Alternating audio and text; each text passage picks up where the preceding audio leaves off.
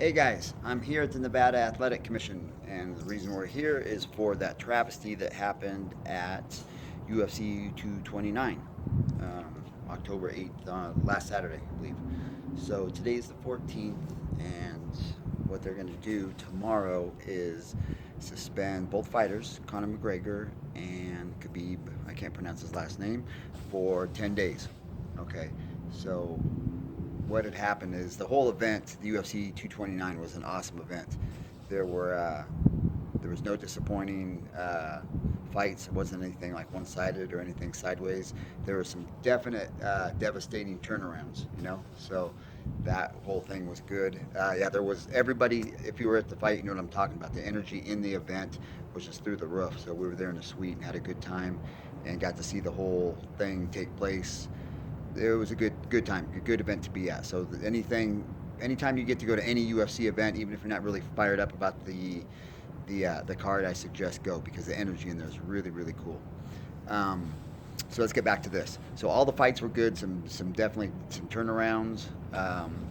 With this on the Conor Khabib fight, Conor definitely been doing his homework with wrestling because Khabib is, I don't say by far, but the best grappler that the UFC has, and he was hitting those shots real clean, and Conor was stuffing him. Conor was doing really good, and if Khabib can get your butt, can get you on the mat, on the canvas, that game over, okay? Especially in the beginning rounds, like round one, when he's really strong and ready to go. Backing up a little bit, he didn't get tired through that whole event, okay? When that fight was finished, he could have kept going. As you can see, he jumped the fence and got into it with a bunch of guys, so his condition was through the roof. So I give Conor a lot of props on sticking it through and fighting Khabib off for as long as he did. So that's one for Conor. Now, one for Khabib. I don't know. I'm not saying Conor did anything wrong. I'm just saying Khabib did everything right. Khabib did his best Mike Tyson impersonation that I've seen yet. So he cracked Conor with the most disrespectful punch you can get, and everybody knows what that is. What's the most disrespectful punch you can get cracked with? It's the cross. So there's videos about why and what that is, and maybe we'll touch on it later, but if not, look it up and I explained in another video. But Khabib cracked Conor with that cross and put Conor down. Like, he took him out like, what, I don't know, like dropped him like a old girlfriend who got caught cheating on you. Like, that's how bad he dropped him. So Khabib, and that's just, that's not heard of. If anything, both of them did so well. Khabib did really well with the stand-up, and Conor did really well with his grappling until the end, until Conor got tired. You could tell through that whole fight, well, not through the whole fight, but as, I think it was round 2 or 3, that lead hand was having a hard time coming up. So that's the whole thing. But, so the 4th round, Khabib gets him, Conor down, and applies what everybody keeps saying is a choke, but it's not a choke. That his arm was not underneath his chin, it wasn't around his neck, it was not a choke. What it was a face lock. Now, here's a couple things.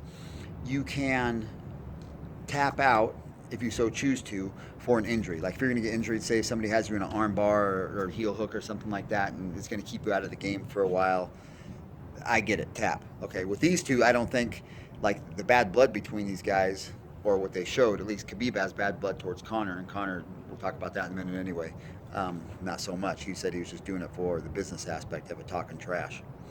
But that face lock, it's not going to put you to sleep, it's not going to break your jaw, and it's not going to knock any teeth out. It's just uncomfortable. So for the amount of money that Conor was getting paid, he could at least spot it out a little bit more, but that's not his world, is the ground game. Even though he did do so well in the beginning round stuff in the shot, he had been doing better. But the same thing with Diaz, which was when he fought him, Diaz did have a clean choke, and I get it, but Conor didn't try to fight out of that, do anything, spectacular. If you're getting paid that kind of money, fight, let's do something about it.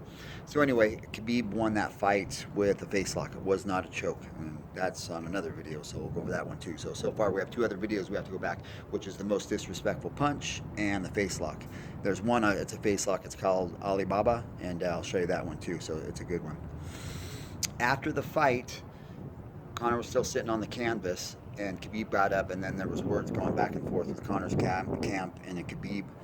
and everybody's already seen this, so I'm preaching to the choir already. But for those of you that maybe, I don't know, we're living under a rock for a couple days, Khabib jumps the fence, gets into it with Conor's team, and then that whole thing. I'm sure you've seen it on the news or wherever. But if you didn't, it turned into a mid-sized melee. One of Khabib's guys, or two of them, get in the cage and get into it with Conor. If you haven't seen it, turn it and you'll find it. I think it's on my IG as well. So we were sitting right behind it, and it was getting filmed, so I know it's on my IG. So that whole melee started. It got broken up, and boom, here we are. So they get Conor out of the octagon, and then Dana doesn't put the belt on Khabib. Everybody wasn't feeling Khabib so much. Dana said because he didn't want the crowd to get too crazy and other people to get injured, which I understand. So go get Dana. And I think maybe already he knew in his head what was going to happen with this whole thing. So as Khabib was leaving, as he got closer to walking, through the stadium, people were throwing cans and bottles and such at him. So Dana, had a point there. Good one, Dana. Let's back it up. So now here we are. So that night, Conor got paid his $3 million check. That doesn't include his pay-per-view, his points, and all that kind of stuff. He got his $3 million check, and now Khabib, they're still holding on. Khabib's check, the commission is like a fat kid holds on to a chocolate cake. So they're not going to let go of that anytime soon. And again, tomorrow, the 15th of October, both of those guys are going to go on a 10-day suspension. And then October 24th, what they're going to do is have a regular scheduled commission meeting. So it's not going to have anything to do with Conor and Khabib. I know there's going to be a lot of questions. People are going to show up and try to get into it, but that's not enough time to go through it. So they are putting a chop rush on this thing because they do have Khabib's check, and it's kind of not cool. But there's a lot of whole not cool thing with this whole story about Conor throwing the thing at the bus, and then the fights and all this and that. So there's a whole bunch of things that need to be determined and smashed out. So that's with that. So they're going on suspension tomorrow, the 10th, and then on the 15th, October 15th. That's a Monday. And then October 24th, they're going to have a regular scheduled meeting. So that's not going to have anything to do with these two guys. But they did say, I spoke to some people earlier from the commission that they are putting a hush or a rush on this thing. There's some other things happening behind the scenes, but I'm not allowed to say, because if I do, they're going to put me on suspension, and I like fighting way too much to sit on the sideline and watch everybody. So, but they're doing some things, and some things are going to happen. Right before UFC 229, I don't know how many of you know, Conor signed a 5-fight deal with UFC.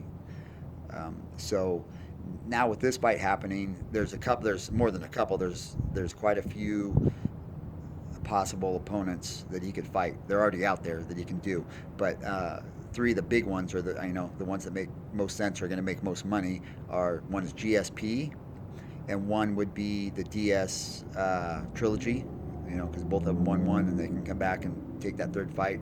Or they're already talking about a rematch with Khabib. I don't think it would be in Vegas. They're talking about some other things, but there's a lot of things up in the air right now, and they're really working on it. And they're trying to get this thing done fast. But I got down here, talked to some cool people, gave me some info, and this is what's going on. So with this whole thing, please put some comments on the bottom. Let me know what you think about these two guys and what should happen to them. So, because when I was talking to the commission today, they were like real open. They kind of want to hear things and see what people are thinking behind the scenes. I mean, I know Dana has, or the UFC has, a big part in it. So we'll see, and we'll know. So as the information comes through, I'll throw it to you guys, and if you didn't know, hopefully we'll know soon.